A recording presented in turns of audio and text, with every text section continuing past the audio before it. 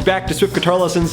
Today I'm sharing with you a great exercise for the aspiring soloist out there. We're going to be learning how to arpeggiate our way through a 1-4-5 progression in the key of D. This is going to increase your finger dexterity and also help you with your picking accuracy, but most importantly, it's going to expand your ideas in terms of soloing. Let's get started. Okay, we have a close look at the neck, and we're going to start off this warm-up by just playing these basic chord shapes.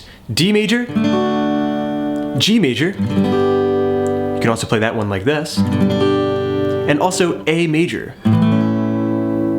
So D, G, and A major can be played with just one single chord shape. When you take your D major chord, play it on the 7th fret to create a G chord, and then also on the 9th fret to produce an A chord.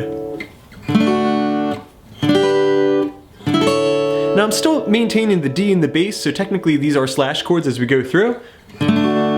But for the general mindset of a soloist, we want to just look at these as being D major, G major, and A major. We can start off to train for this technique by just arpeggiating the shape. I like to go E string, B string, G string, back to the E string, like this. 1 and 2 and 3 and 4. 1 and 2 and 3 and 4. 1 and 2 and 3 and 4. 1 and 2 and 3 and 4. And then we can head on back. You can also apply a little bit of alternate picking in that with a downstroke, upstroke, downstroke, and then another downstroke to start you back off again. Just like that. Applying that through each of these different shapes is a great way to work on your picking accuracy. But what we're going to be doing today is applying an arpeggio.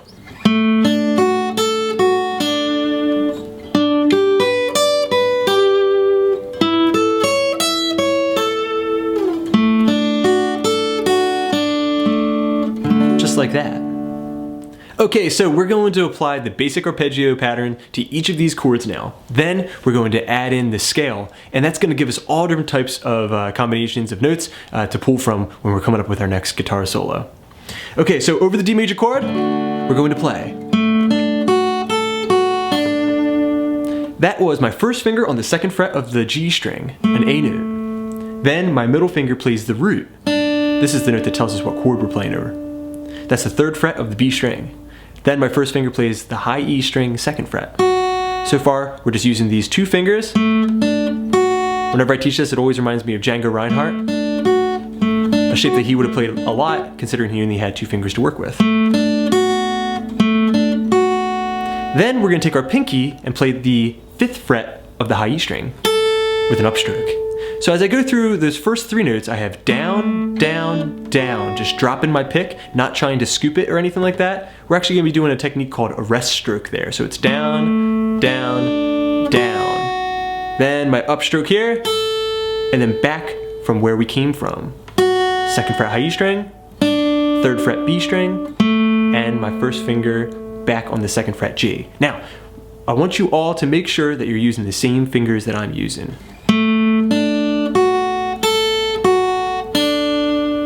Because as we travel up the neck, we're going to have a little less space. So now we're on the 7th fret, and we're going to play the same exact pattern. Here we're playing 7, 8, 7, and then here we're going to play the 10th fret, okay? So it's 1.5 steps up from that position, the 7th fret position. Heavy vibrato at the end sounds very nice. So far we have arpeggio over D major. Then arpeggio over G major. And then finally, we're going to take it up to the 9th fret. 9, 10, 9 on the G, B, and E. Stretching our pinky up to the 12th fret. Upstroke there, and then back the way we came. 9, 10, 9, 12, 9, 10. And we can just stop right there on the root and vibrato.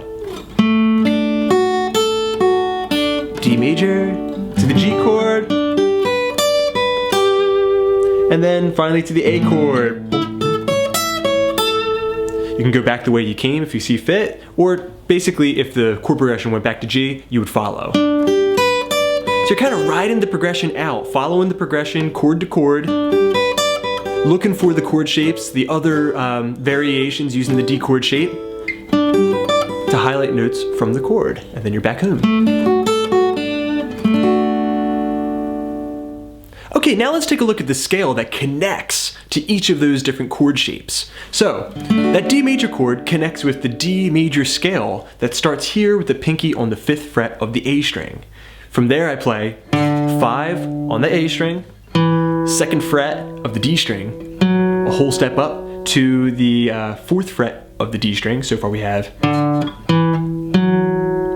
5, 2, 4, on to 5 on the D string. So far we have 5, 2, 4, 5. Then we're just going to do a whole step on the G string 2nd fret to 4th fret. 2nd fret of the B string, and then finally 3rd fret brings us to our root, found right inside of the chord. So someone's jamming over top of the D chord for me.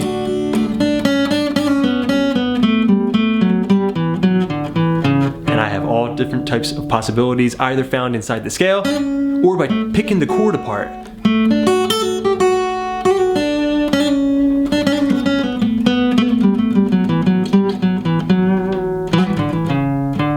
Right there. I can also apply the same ideas now to my G chord. So, the D chord's done, my rhythm player has finished up on the D, and then they jump to the G chord.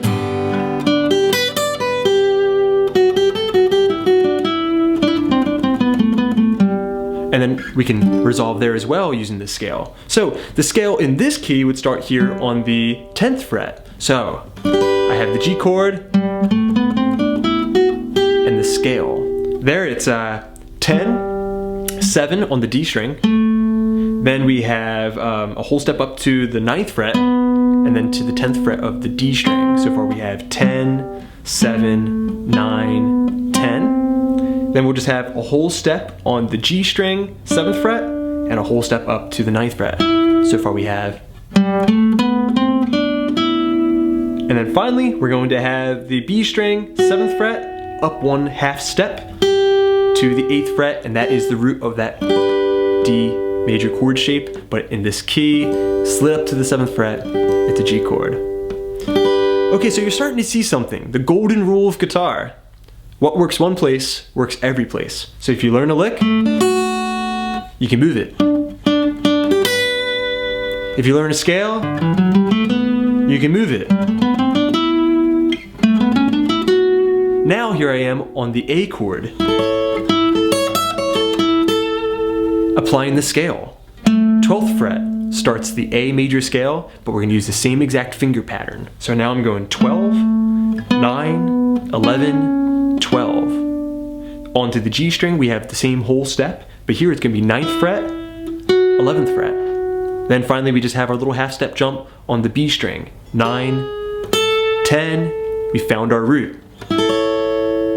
Now from any note on the guitar, you can just go through that pattern of whole steps and half steps that create the major scale. A whole step, half step. Whole step, whole step, whole step, half step. And just remember that the B string's tuned differently than the rest of the strings in the guitar, so whole steps will look a little different there to create an A major scale. Okay, so every great guitar player, every great lead guitar player uses 2 points of reference to guide them across the fretboard. Scales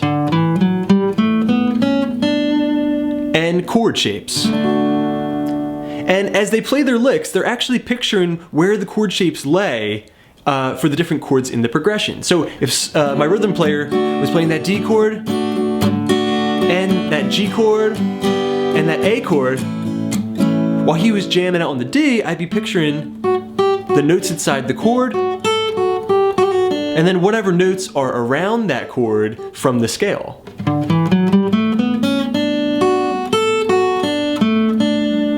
And as the progression changed, like to the A chord for example, I would just apply the same examples to come up with my licks.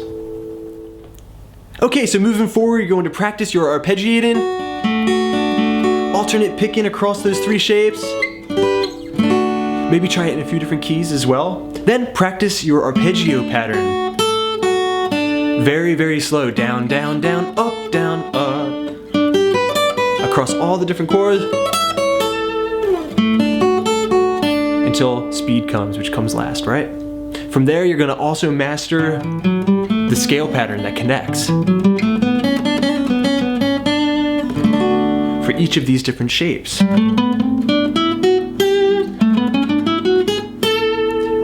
From there, you'll be able to come up with a lot of different ideas and you'll be very comfortable with each neighborhood. Alright everyone, thanks so much for checking out this lesson. I hope you enjoyed your warm-up and that you're already starting to see some of the benefits. I got plenty more videos coming up, so keep checking back, please subscribe, and please share. Until next time, this is Rob at Swift Guitar Lessons in Philadelphia saying happy picking.